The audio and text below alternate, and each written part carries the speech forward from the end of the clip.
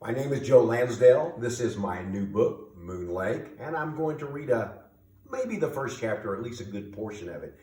I hope you enjoy it. Chapter 1. My name is Daniel Russell.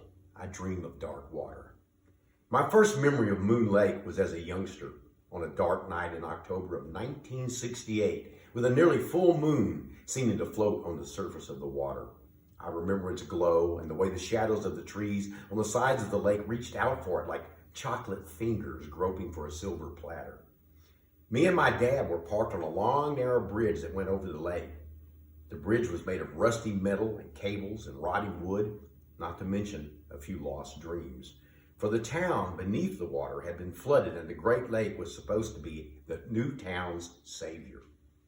People were expected to come from miles around to picnic on its shores and fish its depths. They didn't, at least not enough of them. I was 14 years old when I learned this, or learned some of it. Looking out at the moon on the water, it was obvious how the lake got its name. We were in our broken down Buick that had come from a time when cars were big and the American dream lay well within reach for just about anyone white and male and straight who wanted to reach for it. All others, take a number and wait. We had skipped out on bill collectors 2 days after we had an interruption in electrical service due to a tardy light bill, as my father called it. 2 days in the dark and without heat, with the house soon to be repossessed, a blackened head of cabbage and a quarter jug of curdled milk in the useless refrigerator, Dad got rambling fever, and away we went, tires whistling over concrete. As we sat parked on the bridge, Dad told me why my mother had left a few months back. Believe me, I had wondered. Dad said it was because she thought me and Dad and the world were holding her down. I guess without us, it was less heavy out there. I suppose when you're shedding weight, every lost ounce counts.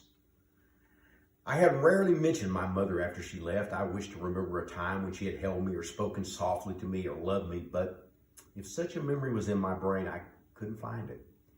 She was prone to long hours of depression, late night drunks, and had a somewhat unearthly beauty. Dark hair and eyes, creamy skin, jittery movements like a squirrel on amphetamines. She had a silver star in one of her front teeth. It was a cosmetic procedure she'd asked the dentist to perform. She had a hippie look and a Wall Street mind. Not long after my mother's departure, Dad took her remaining clothes, odds and ends of hers, and hauled them to the dump. He kept a pair of her black panties, and that made me a little uncomfortable. He kept them in a drawer by his bed. He told me once they smelled just like her. Some things a child doesn't need to know.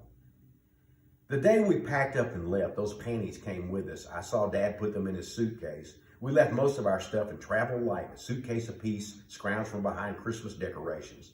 Luggage was placed in the trunk and in the back seat, along with some refugee clothing, shirts mostly.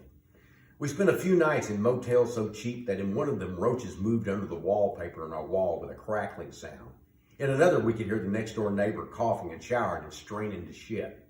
We were parked on the bridge that cool night in 1968 because we had no home and no more money for a motel room. Dad said he had read about a job in some newspaper somewhere. He was vague. He was by original choice a librarian, but had left that job to make more money as my mother felt she needed to live in style.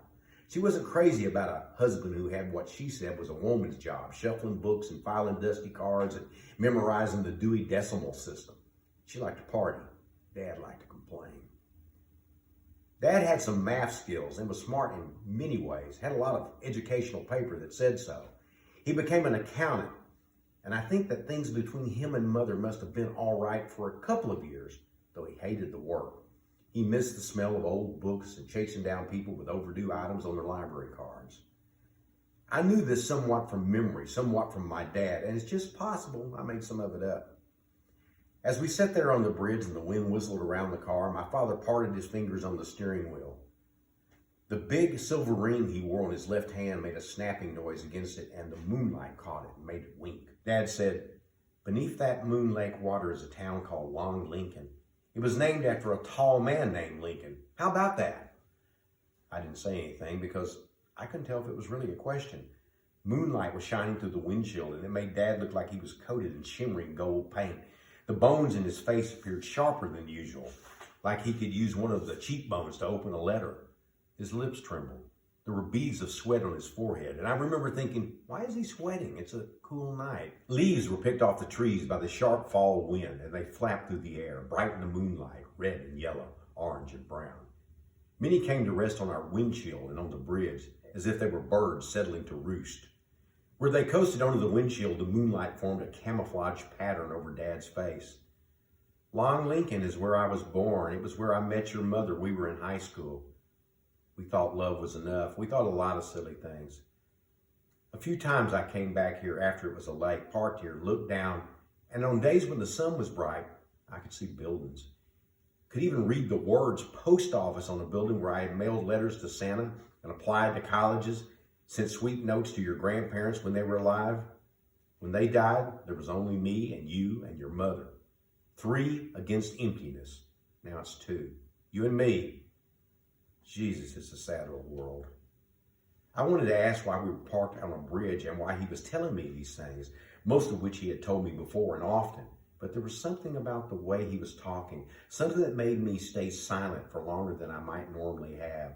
Being on the actual bridge he had described to me while living in our home made it stranger and more real to me. I loved your mother, he said. I want you to know that. Without her, we're lost. My hands feel damp with the blood of dead hopes. He talked like that sometimes. My mother said he read a lot of books. When he worked at the library, they were readily available. I couldn't hold it in any longer. Daddy, you're scaring me.